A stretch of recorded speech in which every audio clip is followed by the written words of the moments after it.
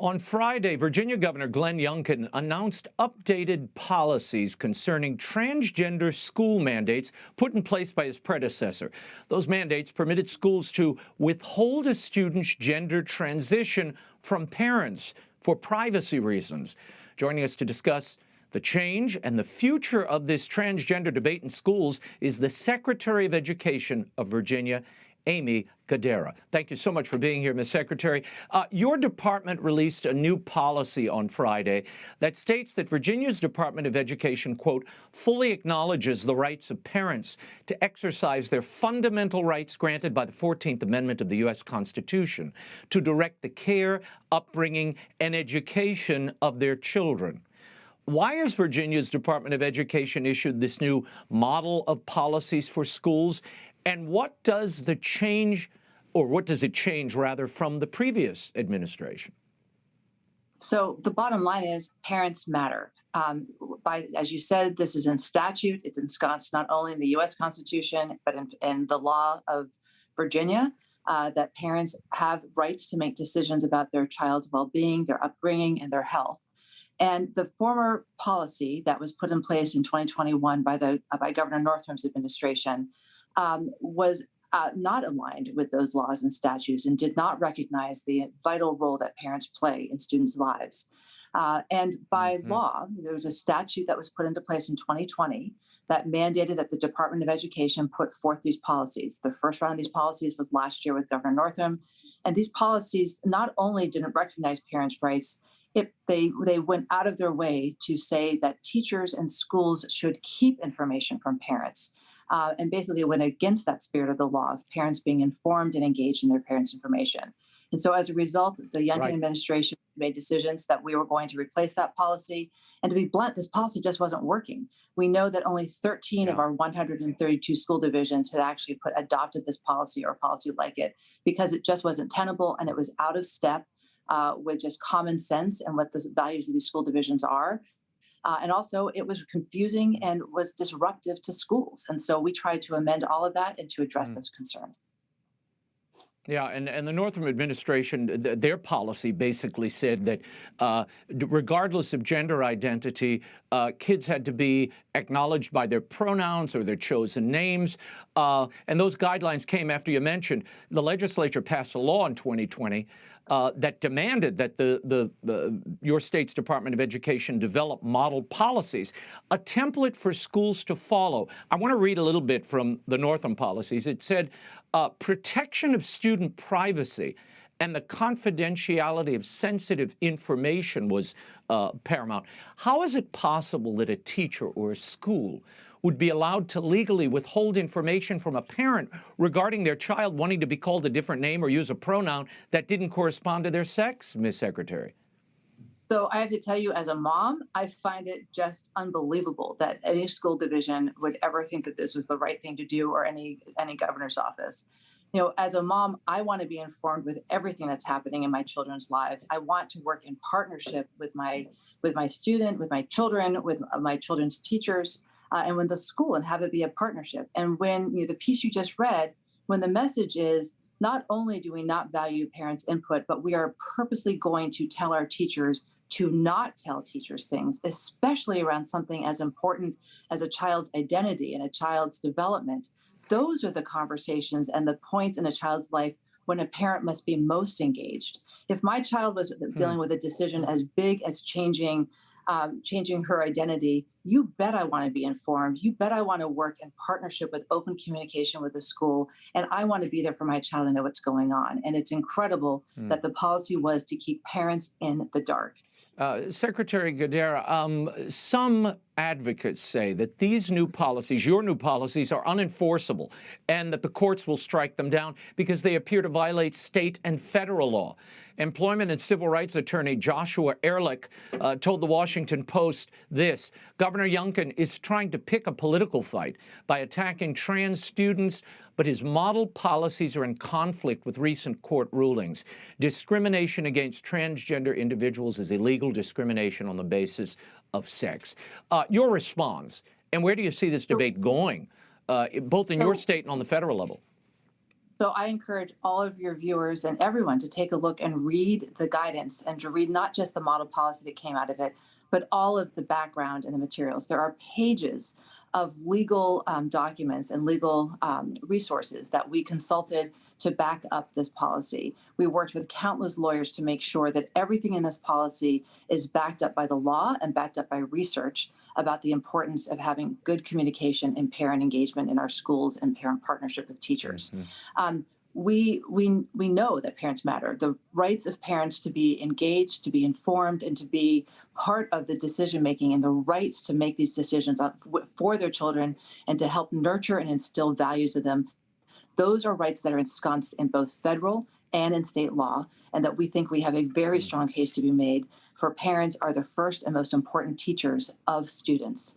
And that we are very clear that we think we're on the right side of the law of this, and we're on the right side and in touch with what common sense says and what every parent knows, which is that they know best for what's in the best interest of their children, and they want to be part of those decisions. They need to be informed partners.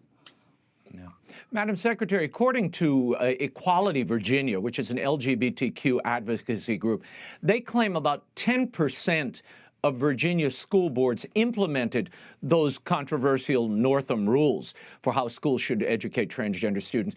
As the Secretary of Education in Virginia and a parent, how did parents receive this policy, those that were subject to the Northam policy? Did you hear from those parents?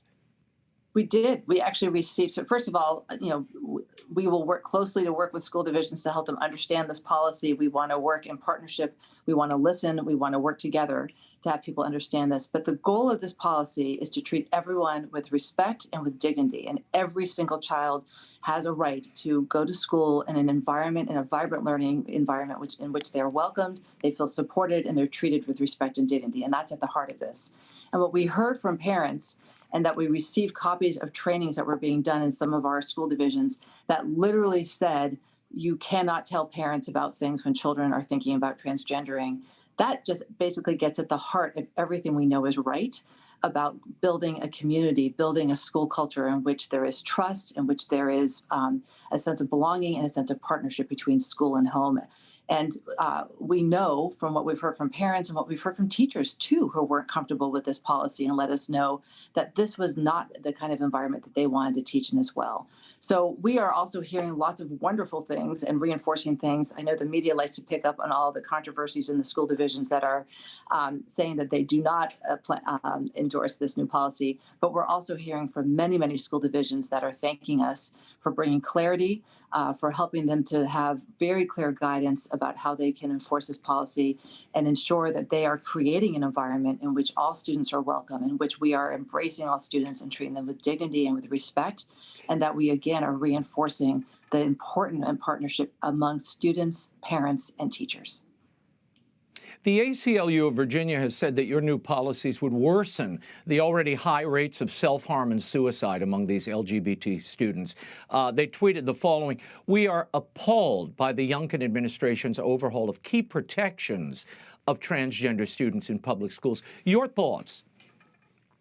So I know as a mom, and I know as a daughter of a psychiatric social worker who dealt with children all the time, that the most important thing we can do for our children is to embrace them, to know that they are loved, and to know that there are the adults in their lives that are thinking about them all the time, loving them, and working together to support them. The former policy pitted people against each other rather than bringing people together as a team to support a child. I know, mental health and mental well-being is an unbelievable important priority of this administration. We believe deeply that we need to do more to support all children and to create environments in our schools and out of schools where children feel supported, that they feel that they have access to help. And so this is part of something that we'll be working with a great deal, both on our college campuses and our K-12 system, to make sure that we are prioritizing mental well-being and mental health. And we'll do everything possible for students who are dealing with all kinds of issues, whether it be an issue around their identities or anything else, to support them. But to say that by not having parents engaged in this process will be harmful, I completely disagree with that. And we're very clear in the policy that this is about having parent voice and parents having insight, and to have also to offer guidance and approval for students to go into any kind of counseling or to working with teachers. And it's not saying we're not going to do those things. It is saying parents need to have a voice and a role in helping to make those decisions so that they can best support their child. Okay, your thoughts finally on the new policy, and in it you affirm that teachers are guaranteed religious freedom under the First Amendment and cannot be forced to comply with policies that contradict their personal religious beliefs. The model policies state the following: practices such as compelling others to use preferred pronouns is premised on the ideological belief that gender is a matter of personal choice and subjective experience, not sex. Many Virginians reject this belief. How important is it to you as Secretary of Education and to Governor Youngkin that religious freedoms be respected, not only for the teachers, but for the parents and the students in a public school setting? So it's vitally important that we respect people's their rights and their individual freedoms, especially religious freedom and freedom of speech. And so, this policy is all about respecting people's rights, the rights of parents, the rights of parents to help make really hard decisions and to be part of that with their child, and also the rights of individuals who, for religious reasons, feel as though that they cannot ascribe to calling someone by a name that's different than their biological sex. And so we are trying to, again, create and support these rights, and at the same time, and while at the same time, also hoping that people will do so with grace, with understanding, with respect, and with dignity for every human being. And that is the goal on this, is how do we treat each other with love, with care, and with support. And I would hope that anyone, any teacher, and all the teachers that I know that are working in a school are going to work with that focus on grace, love, support for students, and to also build that vibrant learning environment in which every single person feels welcome and they feel like that they can be at peace with their own opinions and their own beliefs, religious and otherwise, and at the same time be welcoming of others. Secretary Aimee Guidera, thank you so much for being here, and we will check in on you later. Thank you. Thank you so very much for the time. Thank you.